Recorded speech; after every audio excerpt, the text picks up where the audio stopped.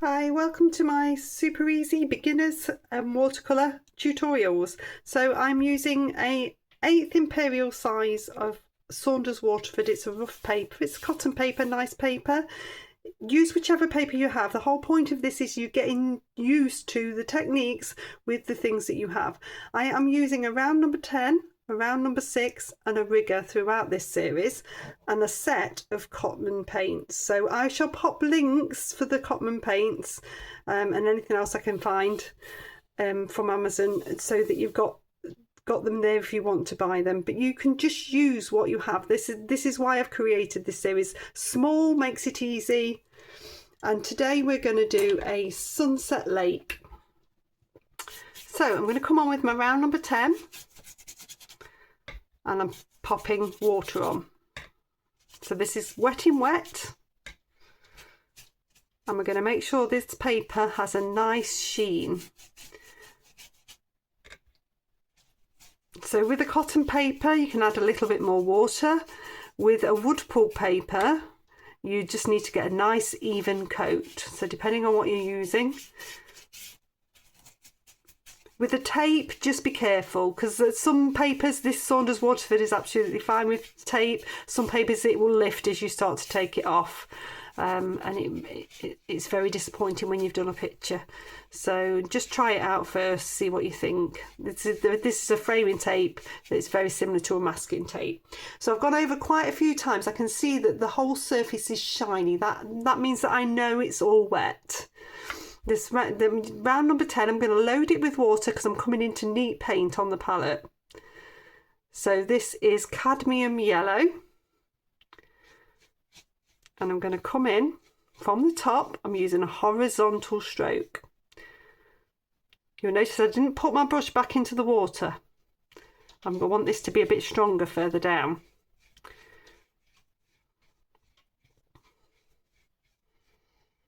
I'm going to dip back into the water.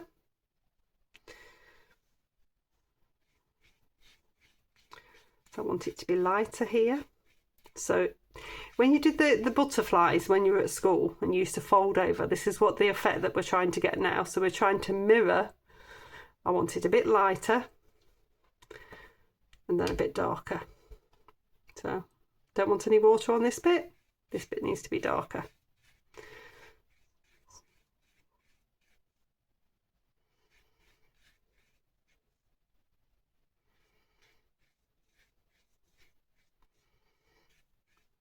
Nice horizontal strokes. Rinse my brush out, dab in. So this is still with my round number 10, and this is cadmium red. So need to work it on this. This one's new and it needs a bit of work to get it going. I'm going to bring that in, and then I'm going to bring it in here, so that I'm getting that mirrored effect. I'm going to bring little strokes through, just little strokes, horizontal little strokes, but not all the way across. You're getting a really nice subtle effect. I'm going to swap down to a number 6.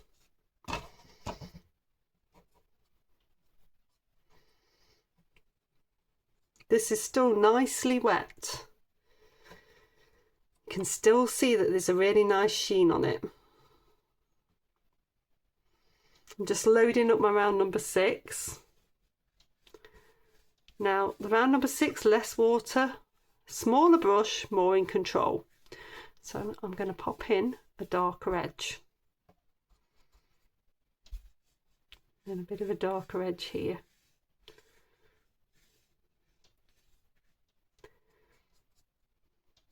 There's very little water on this brush, so the paint doesn't flow too far. I'm going to take a few darker edges in there.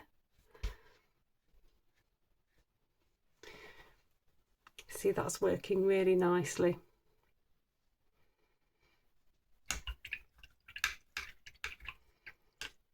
Okay, I'm going to dry that one off.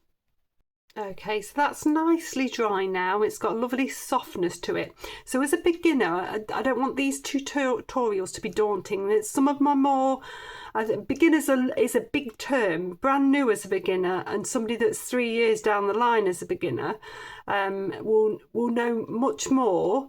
And these should be little tidbits of you learning bit by bit. So nothing too daunting. And it should really help you start to get to grips with brush technique, with how much water to apply to the paper, how to mix the paint. And it's a small size, so it's not daunting for you. So what I'm doing now is mixing a dark grey. I'm using what I have. I'm using ultramarine, and this is burnt umber, but cobalt blue and burnt sienna would work just as well. And that is giving me a nice dark grey. We're going to start to work on now onto the dry paper. So the first thing that I'm going to do is turn my brush on the side. So this is my round number 6, and I'm going to hold it like this. And what I'm going to do is create a tree here. So I am touching the paper, the texture of the paper. I'm stroking it, very lightly stroking it with the side of the brush. The texture is picking up. This is called dry brushing. Even though your brush is fully loaded, it's actually called dry brushing. So I'm catching the surface of the paper. That's going to give me nice tree foliage. With that same grey, I'm going to come along. I'm using the brush in an upward motion, dabbing and creating.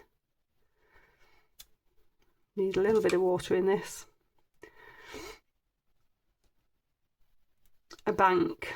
So this is our first bit. So upwards motion. You'll notice that because I'm working on to dry, I'm starting one side and working my way across. If I did a line all the way along and then tried to come underneath it, it would leave a horrible line there. And I will be able to see it. You've got to work in little areas when you're working on dry. So you work from one side to the other, or you work round something from like you might work clockwise or anti-clockwise. If you were left-handed, you'd probably find it easier going the opposite direction than I'm doing now. But basically, I want a line coming across, and that point of the number 6 is what's creating that sort of foliage on the bank. So I'm just dabbing upwards.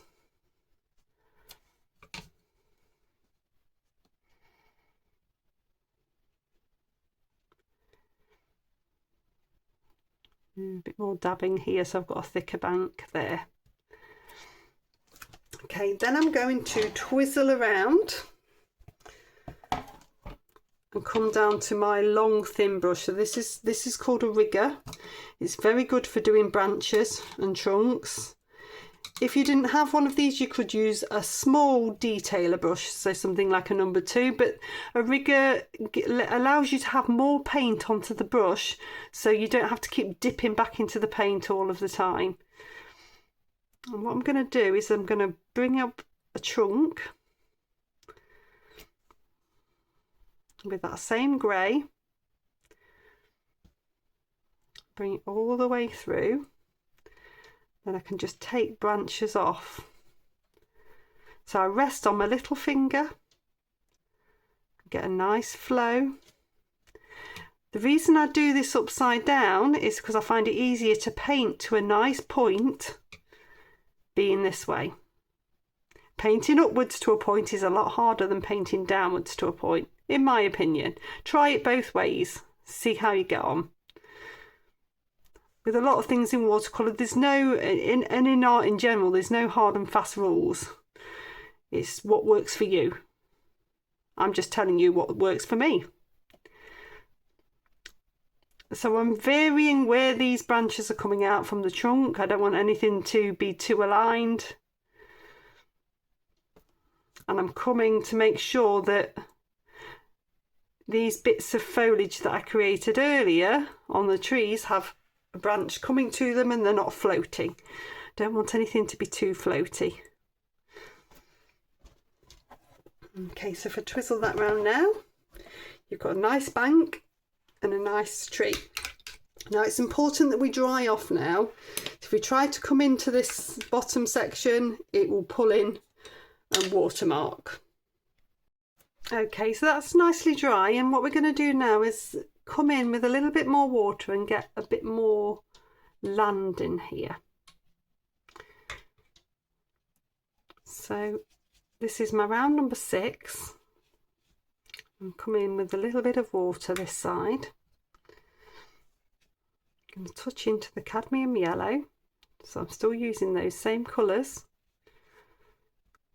Using the same colours creates a synergy in your picture.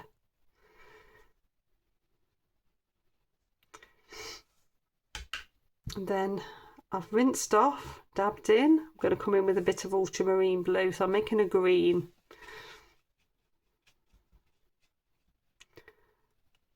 I quite like mixing colours on the paper. You can mix colours in the palette as well. 2 different methods, both methods I do use. I think mixing colours on the paper gives you more vibrancy and more fluidity. This grey, so which was ultramarine blue and burnt umber, I'm then going to bring some of that in. So we can bring it towards this edge.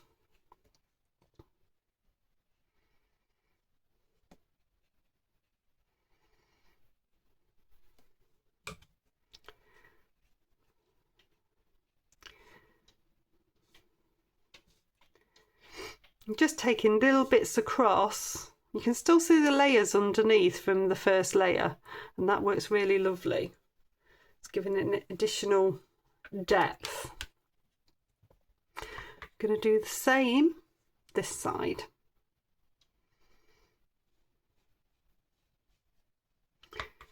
So a bit of water.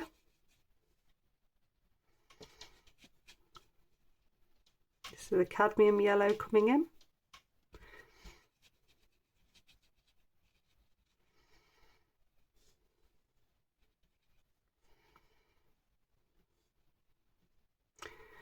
Vary the bank a bit so it's different each side. Just rinse my brush off, dab it off, load with water, come into the ultramarine blue.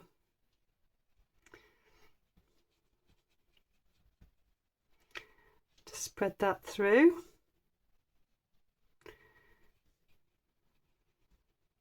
You can leave little bits of yellow. If when it comes in you think, oh, that's too strong, dip back into the yellow, bring a bit more through. It's about learning what to do in each situation. Just going to mix up a little bit more of this grey. So that's the ultramarine and the burnt umber. And come in. You want to get a really nice dark edge on the bank, because that bank then you can see it instantly highlights the light of the water. Take a little bit this through. So this side isn't dark enough, but it's still wet enough for me to come in and add a little bit more. You'll find that I don't hide anything from you. I will go wrong. It is normal to go wrong. It's knowing how to fix it.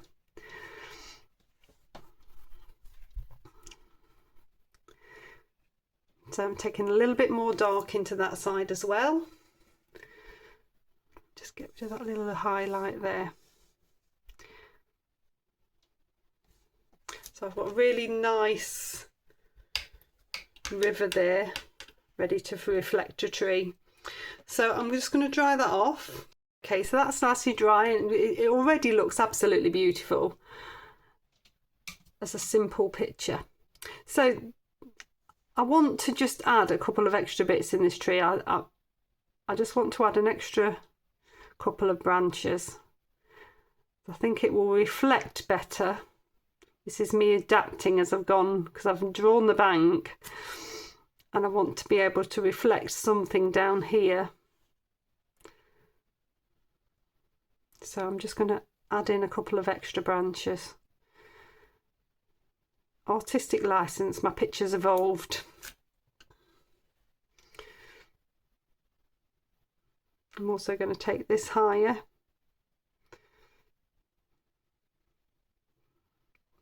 So that I can reflect something nicely at the bottom. You don't have to do that.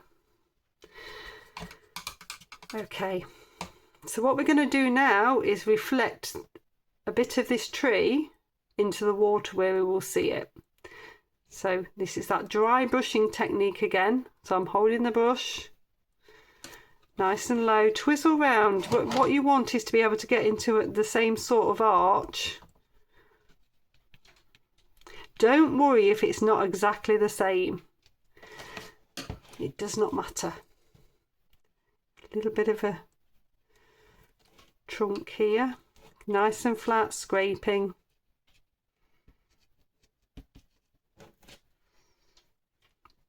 And then I'm going to use the rigger. You won't see all of this tree. You'll only see a bit of this tree, the top part really. So you don't want to go as thick as you've gone at the bottom.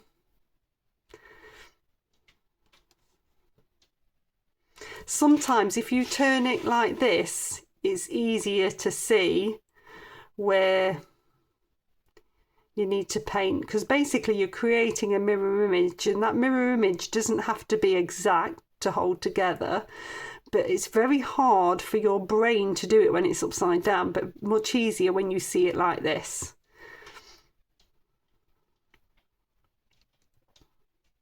I'm full of useful nuggets of information like this. Okay, then I'm going to rinse my brush out and dry it off. So this is my round number 6. And I'm going to just very lightly, with a damp brush, pull the paint horizontally.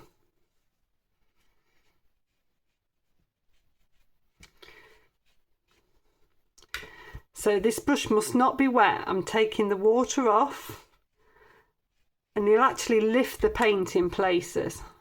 If it's wet when you come on, then you will end up with a watermark. What we're wanting is to spread what's there and lift a little bit of what's there. So a dry brush will lift it out. You can see that lifting, that highlight. In fact, if I go bigger here, you'll see it better. So dabbing it off totally and coming through, so that's lifting that bit out there, but then spreading it further, and that's going to give us a really nice surface to the water as a reflection, just like that.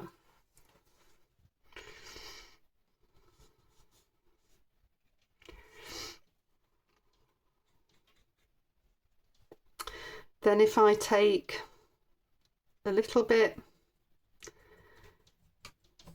of the grey again, and I'm just going to bring it down this edge. Now as I get closer, I'm going to push the brush down a little bit harder so that I get a thicker edge, but further away I want to keep it nice and little, so really nice and fine. Rinse my brush off, dab it off, and I'm going to do that same thing, which is just pull through in places. So again, this is giving a reflection of the bank. It would help if you could actually see it. Giving the reflection of the bank.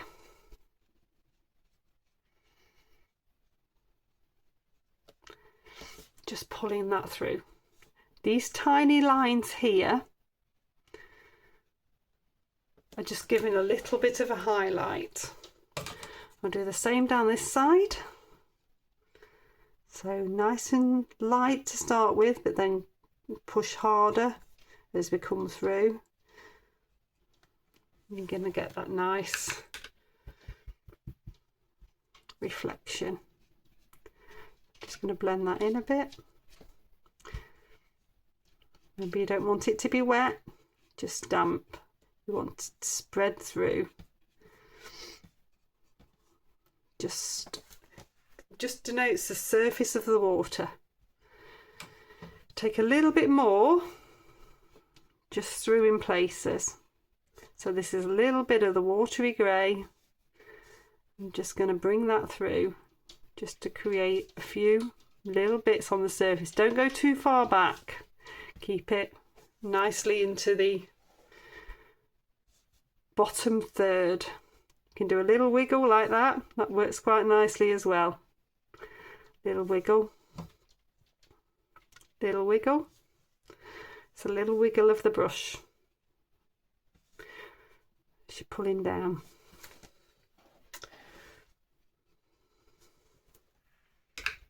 Okay, so I'll dry that off and take the tape off. And there we go, so that one's all finished. So you've got a really nice, again, simple subject showing you how to create a water reflection, a little bit of layering, a little bit of wet in wet, a little bit of dry brushing, a little bit of working onto dry paper as well. So I hope you've enjoyed it. I'll pop the Super Easy Beginners playlist down here if you want to check out any more, and I shall see you next time.